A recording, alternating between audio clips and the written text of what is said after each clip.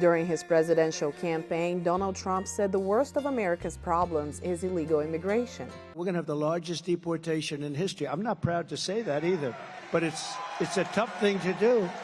Since winning the election, Trump has shared a social media post saying he would declare a national emergency and deploy U.S. troops to help with those deportations. How the U.S. military might be used to carry out this promise of mass deportations is unclear, says New York University law professor Joseph Nunn. It really depends on what exactly the president is contemplating in terms of how he wants to use the military, whether he wants the military directly participating in law enforcement or providing more indirect support to a federal deportation operation. Incoming border czar Tom Homan is planning a more aggressive approach, emphasizing deportation operations and increased military involvement. We have massive deportation operation, and we're going to try to find over 300,000 children that were released by this administration. Homan cites a Homeland Security report showing over 32,000 unaccompanied minors missed court dates,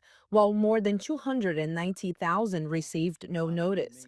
Immigration experts argue this does not necessarily mean that they're missing. Some may still be at their listed addresses. Mass deportation is not the only option.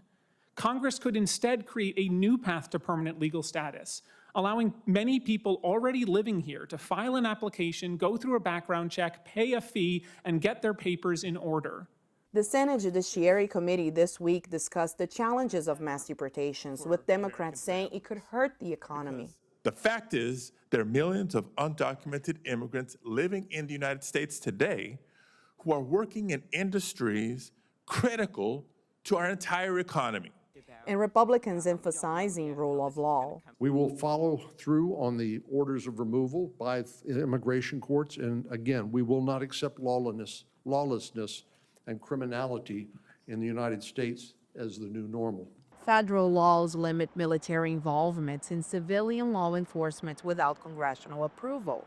But non-emergency powers would allow the president to deploy troops to provide logistical support. Some experts say soldiers lack training for immigration enforcement. Every service member who gets pulled into a domestic mass deportation operation is a service member who isn't doing their normal job and isn't fulfilling their ordinary national security role. The state of Texas is offering the incoming Trump administration more than 550 hectares to build a processing and detention facility for what the state's land commissioner says will be, quote, the largest deportation of violent criminals in our nation's history.